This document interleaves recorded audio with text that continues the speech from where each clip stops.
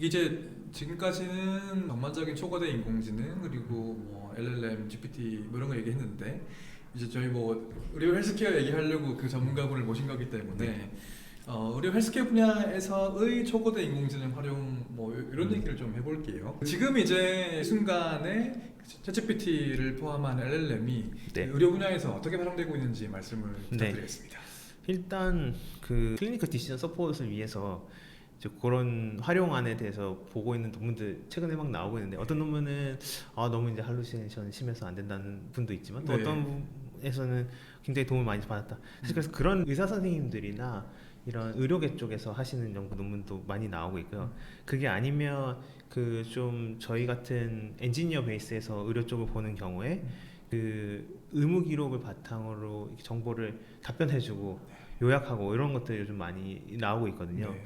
이미지 쪽은 또 세그멘테이션 해가지고 영역 따거나 이런 것들도 많이 활용이 되고 있고 뭐 저선량 방사선을 위해서 슈퍼 레졸루션 이런 쪽도 많이 하고 있고요. 특히 아무래도 언어를 다루다 보니까요. 의무 기록이나 혹은 이게 꼭 언어라고 해서 꼭 우리가 생각하는 텍스트일 필요는 없고요. 이게 좀 이렇게 나열된 정보여도 되거든요. 그러니까 의무 기록 안에 있는 테이블 형태나 혹은 센서 데이터 이런 것들 가지고 네. 또 예측 모델 만드는 것도 많이 있습니다. 그래서 우리가 만약에 라지 랭귀지 모델을 좀 더 확장해서 GPT 이전에 벌트라던가 이런 것까지 가면 사실 그걸 가지고 하는 많은 예측 모델들이 꽤 많이 있었거든요. 그래서 그런 류의 활용도 많이 있고요. 참고로 저희 사내병원 같은 데서 그 기억이 잘 안 나는 지식들이 있지 않습니까? 네. 비슷한 약이라던가 네. 아니면 어떤 처방 같은 경우에 그런 거 리콜할 때 좀 많이 쓰시고 이렇게도 많이 하시더라고요. 네. 그래서 제가 봤던 논문들 중에는 이제 그냥 뭐 환자 증상 같은 거 네. 입력해서 네. 감별 진단 해보라든지 네네네. 아니면 환자 그냥 뭐 저기 진료 기록 아예 때려넣고 네. 진단해봐라 혹은 환자의 레딧에 올라온 네네. 그 의사한테 묻는 질문들을 가지고 답변하기 뭐 이런 것들 네. 이게 어떻게 되는 거예요? 아, 그러니까 이게 되게 신기한 게 특히 GPT-4 기반으로 하면 환자 증상 기반으로 진단하거나 네. 뭐 진료 기록 기반에 진단하는 것들이 꽤 높은 정확도를 보인단 말이에요. 네네네. 이게 어떻게 가능한 건가요? 사실 그 부분은 이제 논문으로 공개된 부분이 아니라서 여러 가지 루머와 추측이 있고요. 그 구글의 매드팜도 그렇고 네. 약간 의료 특화된 모델들이 있는데 GPT도 내부적으로 그런 전문가 모델이 있을 걸로 예상하거든요. 그러니까 GPT 어떤 동작 방식으로 하는지는 비일이지만 네. 그 안에 여러 개의 이제 전문가 모델들이 있을 거고 그 중에 의료 관련된 모델도 있지 않을까 이렇게 생각하고 그 의료 관련된 모델들한테는 기존의 일반 그 도메인 학습하는 것처럼 그렇지만 좀 더 의료 전문으로 학습을 하지 않았을까. 그 USML이라고 하죠. 미국 네. 그 의사 자격고시 같은 거 GPT 테스트해 놓은 테크니컬 리포트 같은 거 봐도 그렇고 그다음에 매드팜도 그렇고 다 좀 사전 학습된 코포스랑 문제랑 좀 겹치는 부분도 없잖아 있거든요. 그래서 그런 것들을 여러 가지 사전 학습을 시키고 그다음에 풀이하는 거나 아니면 진단하는 거 혹은 컨슈머 헬스케어의 그 질의응답하는 이런 것들을 논문에 나와 있지만 마지막으로 좀 튜닝을 더 해서 답변을 하는 식으로 대응하고 있는 것으로 알고 있습니다. 네. 네. 전문가 시스템이라고 하는 게 어떤 걸 말씀하시는 건가요? 그러니까 그 도메인에 네. 관련된 네. 정보 같은 것들을 네. 특별히 더 학습했다. 뭐 네. 이런 말씀. 그러니까 파운데이션 모델이라고 하면 단일 모델을 보통 생각하지 않습니까? 네. 그래서 GPT-4도 그 1.7 쪽에 뭔가 파라미터로 이루어진 하나의 모델일 걸로 생각할 수도 있는데 근데 지금 보면은 제공하는 가격이라던가 아니면 실제 이제 여러 가지 나오는 이야기들 이런 거 보면 입력과 답변하는 하나긴 하지만 그 안에가 여러 개의 그 세부 그 인공지능들로 이루어진 걸로 추측을 하는데요. 네. 그때 말하는 전문가 모델은 말씀하신 것처럼 특정 영역에 대해서 별도로 학습을 한 걸 얘기하고요. 그럼 기술적으로 왜 그럴까 이제 고민해 보면 저희도 하다 보면 미세 조정이라고 하죠. 파인 튜닝 같은 걸 했으면 그 기존에 알고 있던 지식들이 좀 틀어지는 경향들이 있거든요. 원래는 잘 대답을 하고 있었는데 내가 의료 쪽에 막 피팅을 하다 보면 잘 풀고 있던 역사 문제를 잊어버리고 못 푼다던가 이런 일이 생기거든요. 네. 그래서 단순히 어떤 경제적인 측면도 있겠지만 각 분야 특히 그 마이크로소프트나 오픈 AI가 사용자들하고 이렇게 그 여러 가지 피드백도 받고 하는데요. 그 과정에서 도출된 주제들 위주로 좀 전문가 모델을 만들어 놓지 않았을까 이렇게 추측하고 있습니다. 네. 네. 사실 그 AI가 이제 공식 비공식으로 하는 얘기들을 들어봐도 그렇고 사실 파운데이션 모델 그 논문에서도 보면 네. 되게 중요한 적용 분야 중에 하나가 의료 헬스케어인데 네네.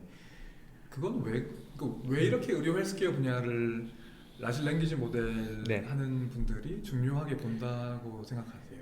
어떻게 보면 의료도 그렇고 법률도 사실 마찬가지일 수 있는데요. 법률, 교육, 네. 의료 보통 네. 이렇게 꼽더라고요. 네, 네. 그러니까. 네. 그러니까 그만큼 이제 텍스트로 뭔가 전달이 되는 경우가 많고 네. 그 중간에서 하는 업무가 대부분 도큐멘트 베이스로 하지 않습니까?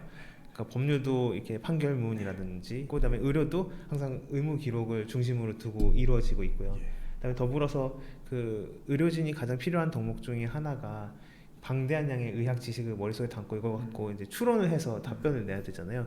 사실 그런 게 이제 랭귀지 모델의 기능적 특색하고 많이 맞닿아 있는 부분이 있으니까요. 지식들을 방대하게 탐색을 해서 그걸 엮어서 뭔가를 답변을 한다던가, 네. 그다음에 입력 자체도 이제 텍스트로 이루어져 있다던가. 예. 그래서 그런 부분이 좀 핏이 잘 맞는 부분도 충분히 있는 것 같고요. 네. 그다음 사실 굳이 이제 분야를 고르면 음. 사실 의료는 정말 중요한 분야지 않습니까? 그럼요. 네. 네. 그래서 그런 것도 분명 고려가 됐을 거라고 생각이 되고요. 그리고 실제로 저희는 검색을 하다 보면 그 네이버 검색도 하지 않습니까? 그러면 그런 증상이나 이런 것에서 많이 또 질문도 하세요. 그래서 네. 검색 제공 입장에서도 또 의료나 이런 건 중요한 그렇죠. 네, 수요가 있거든요. 네. 그래서 그런 것들이 모두 반영이 되지 않았을까 이렇게 생각을 합니다. 예, 네. 그래서 이게 챗GPT든 하이퍼클로바든 이런 LLM이 의료 분야의 활용이 앞으로 가면 갈수록 더 많이 될 것 같은데, 근데 지금으로 보면 여러 가지 한계들도 있고 숙제가 많이 남아 있는 것 네네. 같아요. 일단 할루시네이션 얘기를 아까 이미 하셨거든요. 네. 이 분야를 조금 이제 관심 있으신 분들은 환각, 할루시네이션을 아실 텐데 모르시는 분들을 위해서 이 할루시네이션이라는 이게 되게 중요한 문제고 큰 이제 문제인데 이게 뭔지부터 한번 얘기를 해주겠어요? 네, 알겠습니다. 일단 할루시네이션, 뭐 환각 뭐 이렇게 번역을 할 수 있을 텐데요. 네. 이게 그 예전에 번역하는 모델들 같은 거 보면 분명히 이제 나는 소년입니다 했는데 이제 I am a boy만 나와야 되는데 네. 뭔가 앞뒤로 쓸데없이 뭔가 붙어 나온다던가 네, 원래 없었던 네, 게 막 네, 네. 나오고 네. 그런 것들에서 이제 보통 이 용어가 이제 시작이 됐는데요. 네. 근데 최근에 들어서는 그냥 의도하지 않은 출력 음. 이런 것들 좀 통칭하는 얘기가 됐고요. 그래서 어떤 경우에는 아예 사실을 좀 다르게 얘기를 하는 것도 있을 수 있고 아니면은 분명히 어떤 형식을 주고 출력을 시켰는데 벗어나는 걸 막 얘기를 한다던가 좀 지금에 이르러서는 정보가 부정확하거나 아니면 사용자의 의도를 반영하지 못한 출력 이런 것들 다 이제 할루시네이션이라 하는 경향이 있는 것 같습니다. 네. 하정 박사님 네. 그 강의 보니까 네. 그냥 아무 말 대잔치 네, 라고 네. 얘기하시더라고요. 그 할루시네이션도 뭐 약간 맛과 향이 있는데요. 네. 어느 경우에는 정말 아주 수려한 언변으로 사실이 아닌 걸 막 있는 것처럼 얘기를 네, 하고 정말 그럴듯하게 그냥 네. 얘기를 하는 경우도 있고. 네. 그래서 그런 것도 있지만 아니면 중간중간 또 섞어서 잘못 얘기하는 경우도 있고 음. 한창 잘 나가다가 네. 뭐 쓸데없이 좀 들어가는 경우도 있고 그래서 그런 것들 다 통칭할 수 있겠습니다. 네. 모든 분야에서 이런 인공지능이 오류를 내놓는 것이 뭐 좋을 일은 없는데 네. 특히 의료 분야에서는 이런 네. 할루시네이션 같은 것들이 굉장히 큰 문제를 야기할 수 있잖아요. 네네네. 뭐 우리 사람의 목숨과 뭐 건강을 다루는 분야이니까 왜 발생하는 건가요? 할루시네이션. 뭐 정말 틀린 얘기를 그럴듯하게 하기도 하고 네네. 뭐 환자 의무 기록을 뭐 이렇게 넣어가지고 네. 별로 도출하려고 그러는데 거기 네. 없는 내용 같은 것들을 막 내놓기도 하고 네네. 그러니까 근본 원인은 이 랭귀지 모델이라는 게 입력으로 받은 데이터들을 바탕으로 요런 요구를 받으면 대충 요런 답변을 주면 되겠구나를 학습을 하거든요. 네. 그럼 만약 우리가 잘 생각을 해보면 세상에 여러 가지 그 지식 체계와 그런 요구들이 있을 텐데요. 어떤 경우는 되게 많은 데이터를 가지고 학습을 했을 거고 네. 어떤 경우는 그 사전 학습에 되게 레어한 케이스들이 분명히 있을 거예요. 근데 이제 그렇다는 얘기는 이게 능력이 창발한다고는 우리가 얘기는 하지만 사실 모든 분야에 대해서 균일하게 창발하는 것은 또 아니거든요. 네. 그럼 결국에는 그 입력에 학습에 썼던 텍스트들이 어디에 더 집중이 되어 있냐, 어디는 좀 부실하냐 이런 거에 따라서 부실한 부분을 건들면 네. 얘는 본인이 학습했던 거 위주로 답변을 하니까 최대한 그거랑 비슷했던 것들을 끌고 오는 겁니다. 그렇다 보면은 분명 이 케이스가 아닌데 학습했던 의무 기록 어디선가 끄집어 와가지고 마치 이 사람인 것처럼 얘기를 한다던가 네. 이런 문제가 생기는 거죠. 그래서 일단 원인은 좀 그런 데 있다고 보고요. 네. 완전히 그 원인이 밝혀져 있지는 않지만 조금 학습이 덜 되어 있는 분야에 대한 질문을 답변할 때에는 얘가 뭐라도 답은 해야겠고 네. 얘가 모른다고 답을 잘 하진 않더라고요. 네네. 뭐라도 답을 그 확률이 높은 이제 그 다음 단어를 얘기를 해야 되는데 그렇게 하면 결과적으로 나오는 것이 이제 이런 할루시네이션이다 이렇게 이해를 하면 되는 네. 걸까요? 네. 좀 비유를 격하게 하자면 누가 머리에 총을 들이대고 문제를 냈어요. 네. 답변 안 하면 어. 죽는 경우다. 그럼 뭐라든지 답변하겠죠. 네, 네. 네. 사실 그런 말씀이라면은 우리가 완벽한 LLM을 만들지 않는 다음에야 이 할루시네이션이라는 이슈를 해결하기가 힘든 건가요? 이걸 특히 의료에서 활용하려면 어떻게 해결해야 할 텐데 네네. 해결할 수 있는 문제인가요? 아니면 근본적으로 해결이 불가능한가요? 일단 기술적인 시도도 있고요. 그러니까 예를 들면 답변을 할 때 랭귀지 모델이 본인이 이제 알고 있는 그 모델 내에 인입이 되어 있는 지식만 갖고 한다기보다 외부의 어떤 레퍼런스, 그게 전문 용어 책일 수도 있고 아니면 뭐 그 의무 기록일 수도 있고요. 네. 이런 거에 근거해서만 답변을 하게 하는 리트리버 어그멘티드 생성, 리트리버 하면 정보를 가져오는 거잖아요. 그래서 그런 방식을 쓰기도 하고, 혹은 나온 답변을 이제 또 이제 근거 문서를 가지고 팩트를 체크를 한다던가 이런 것들이 최근에 좀 시도는 되고 있고요. 네. 근데 제가 봤을 때 근본적으로 해결이 되려면 그러면 할루시네이션이 어느 부분에서 왜 일어나는지에 대한 거를 좀 측정할 수 있는 평가 방식이나 이런 게 있어야 되는데요.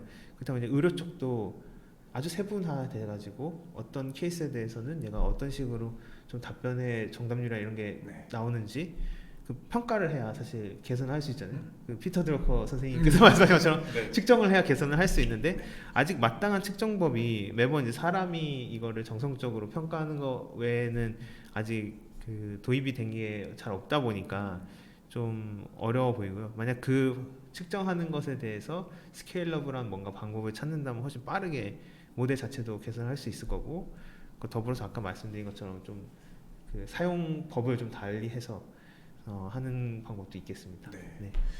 그리고 LLM이 여러 단어들을 내어놓을 때 얘는 이제 어떤 단어는 매우 높은 그 컨피던스 레벨을 가지고 네. 내놓을 테고 어떤 것들은 좀 자신이 없다 네네네. 하는 게 있을 텐데 네. 그런 것들을 표시해 줄 수는 없나요?